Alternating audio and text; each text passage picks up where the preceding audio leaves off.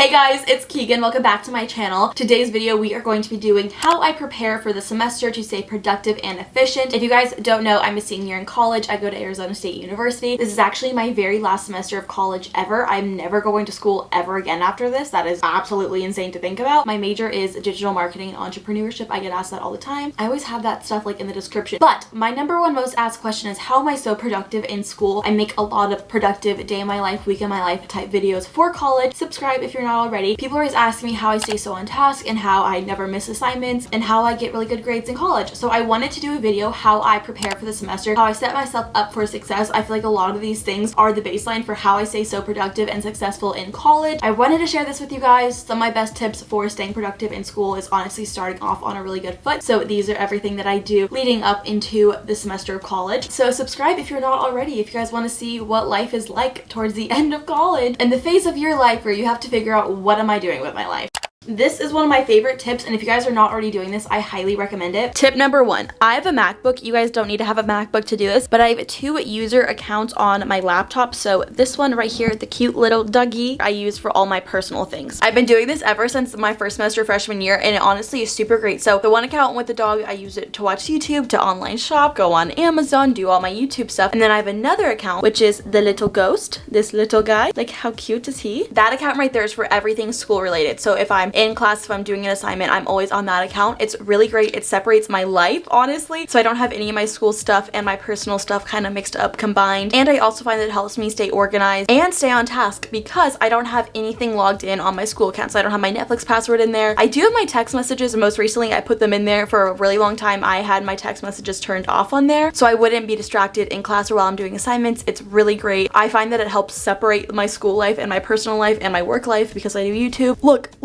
there's sleep. They like animate. It's so funny. Like, look, they're asleep. Should I wake them up?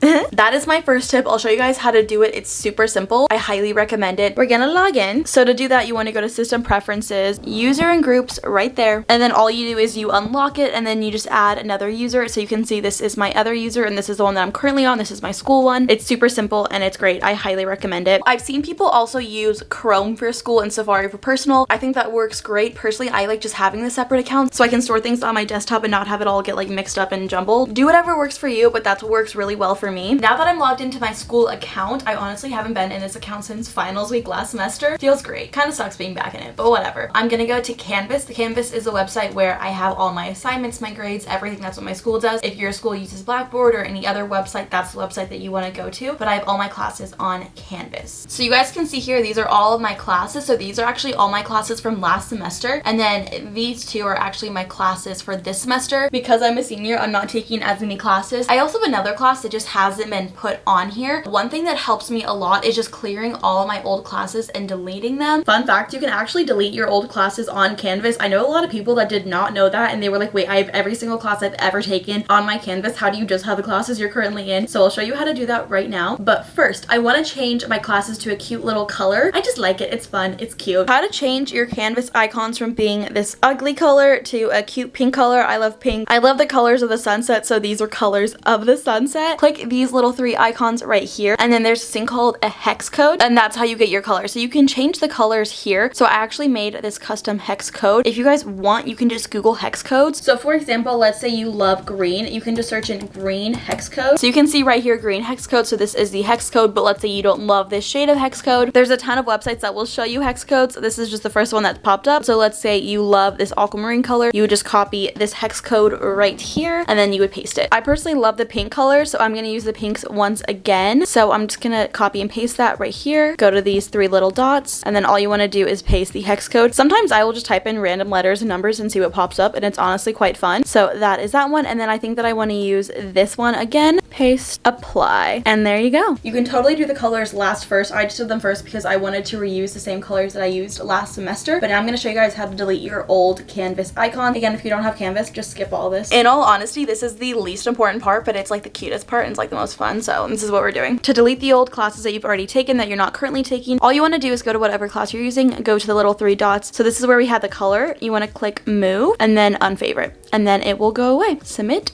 and then bye-bye. Right now, I'm just doing that to all the classes that I currently had. You can also move your classes around, which is really great. Goodbye to all the classes I already took that caused me a lot of stress. Unfavorite. Another thing that you can do is just move them around. You can see how I'm moving it around here. I typically like to have them in the order that my classes start. Let's say I have a Monday, Wednesday class that starts at 12, and then I have a Monday, Wednesday class that starts at 2:40. I will have the 12 o'clock class first, and then the 2:40 class after. All my online classes I typically have towards the end of my classes, and again, because I'm a senior, I don't have that many classes. Yeah. Always like to set up my canvas first. I love that it's super cute. I can't tell if I'm excited or sad that I only have 2 classes here. I am really growing up, and that is terrifying. Another reason I like having my own account for school is the bookmarks tab on Chrome. You can see right here, my entire bookmarks bar tab, whatever you want to call it, is simply just dedicated to school. So what I like to do is go through and then just delete all of last semester's bookmarks that I won't be needing for this semester. I view it as like cleansing the last semester from my system. These are the ones that I typically just have because I use them every single semester. We haven't gotten to this point yet, but I like to go through my classes and read all of their syllabi, and if there's any websites or links that are really important, I make sure to put them in my bookmarks tab, but we will get to that. And when will we get to that? We will get to that right now. If you guys don't know, reading your syllabus in college is actually so important. It gives you every single piece of information about the class. It gives you all the due dates, all the contacts if you need to email your professor. Your syllabus is like your Bible for that class. When you're in high school, it's not necessarily as important, but in college, your syllabus is, she's everything. She is your whole world. My syllabus for this class is right here. It's in a different spot for every single class. Some professors like have it in a link up here. Some classes have it over here, but my professor for this class at least put it right here. And so you just want to go to syllabus and then give it a quick little read. Do I enjoy reading the syllabus? No, absolutely not. But does it help me so much understanding what the expectations for the class are and what I'm getting myself into? Absolutely. If you're reading a syllabus and you're like, this sounds like it's horrible and it's a class that you can drop, maybe drop it. Honestly, I'm gonna go through and read my syllabus.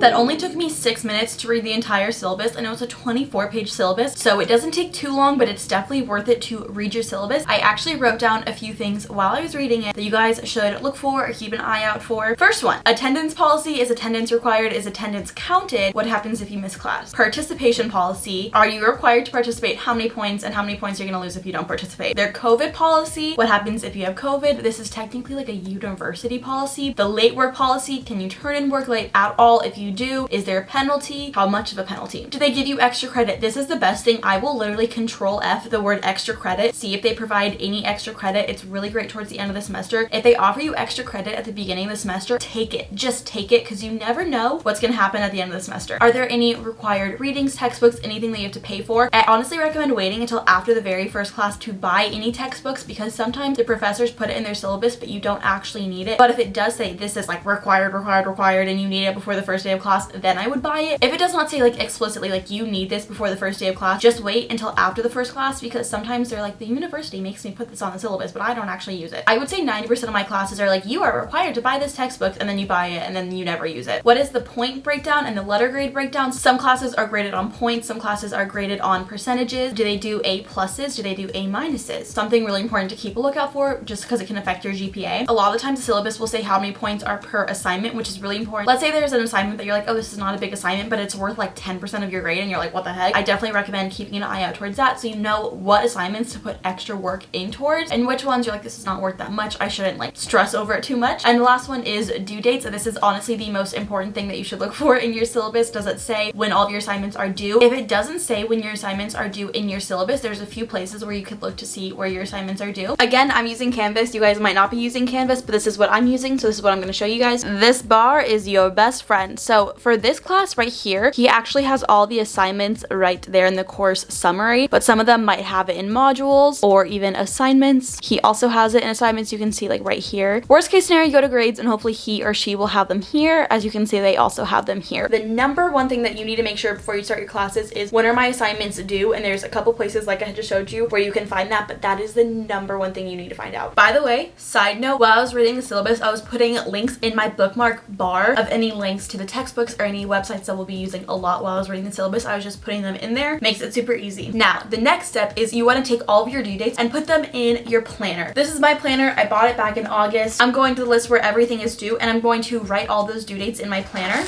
My very first assignment for this class is due Wednesday, January 12th, and it's the student introduction. This class is my ENT 441 class. On Wednesday, Ooh. Apologize for that. So like I said, my first due date is January 12th. What I like to do is put the title of the class. So ENT 441, and then I will do a colon, and then I will write what the assignment is. So it's student introduction. I just wrote student wrong. That's great. This is due at 11:59 p.m., which I typically assume, but let's say this was due at 1 p.m. I would write due at 1 p.m. here, just so I remember that it's not due at 11:59 like I would normally assume. I'm gonna go through the entire class, and then every single due date I'm going to write it on the day that it's due. Typically the beginning of the week on Monday, I will look through my week and be like, okay, Wednesday, this is due. I need to make sure that I do it before Wednesday. That's what works for me. If it doesn't work for you, do whatever works for you. I also will color code, so every single class will be in a different color. So for my ENT 441 class, it will be in blue. For my other class, I'll have it in pink. Another class will have it in orange. Doesn't really matter what color, but I just like to make sure it's a different color.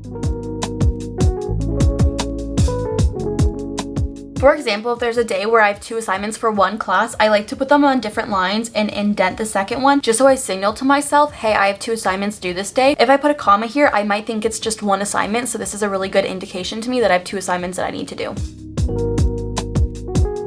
I love to use my paper planner, but I always use my digital calendar as well for really big assignments or exams. For this class on May 4th, I have my final. On my calendar, I use Apple Calendar, but you can use Google Calendar or whatever calendar works for you. I put ENT 441 final. Typically, I don't put my assignments on my digital calendar unless it's an exam, a final, a group project is due, or a really big project or paper is due. Big things go on my calendar, so whenever I'm planning something, I'm like, oh, if I want to hang out with a friend, oh, well, I have this giant paper that's due tomorrow. Maybe I shouldn't hang out with them. Maybe I should reschedule it. That's what I like to do. But for like little assignments like case write-ups or worksheets, I don't put it on there, just the big things.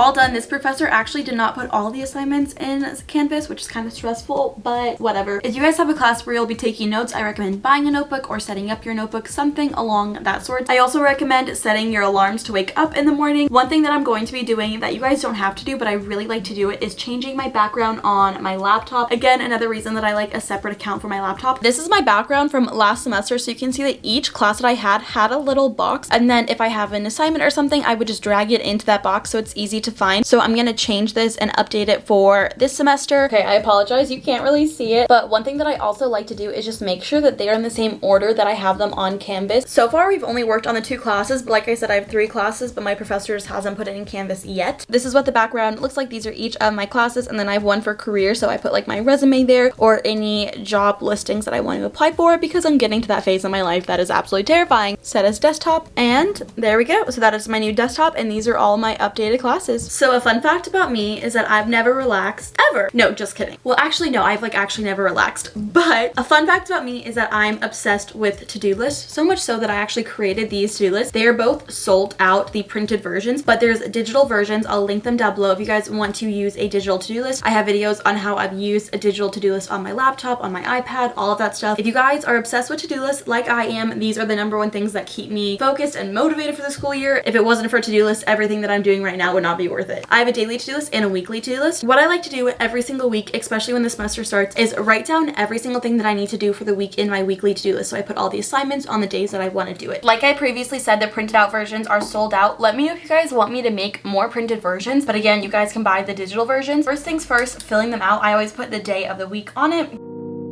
Next thing I do is I go through my digital calendar and I see if I have anything going on these days. So if I have any appointments or anything that is scheduled. So for example, I have workouts. What I really like about these to-do lists that I created is there's a little time slot. So this is at 9 a.m. You can also use these as time blocking tools if you want. This is not even promo. I just do this all the time, and this is just me showing you guys how I plan. I'm gonna fill out my to-do list. After I transfer everything from a calendar, I go into my planner and see my assignment. So I see that on Wednesday I have this assignment due. I think that I'll want to do that assignment probably on Tuesday. So I'm just writing it in on Tuesday. And then I have another assignment due. I have 3 assignments due on Sunday. Honestly, I'll probably want to do those on Tuesday as well. And I'm writing them each as individual things so I can check them off. So this is a pretty chill week for me, but this is how I like to fill out my weekly planner. So that is how I prepare for the semester to stay productive and efficient and get good grades. I hope you guys found these tips helpful. and hopefully found a new way to prepare for the semester. If there's anything that you guys do that I didn't mention, please leave them down below so we can help each other out. If you guys are not subscribed and you want to subscribe, I don't know, I make a lot of like college week in my life vlogs, productivity content. I hope that you guys want to stick around. We'd be so happy to have you here, but I love you guys so much and I'll see you in my next video. Bye!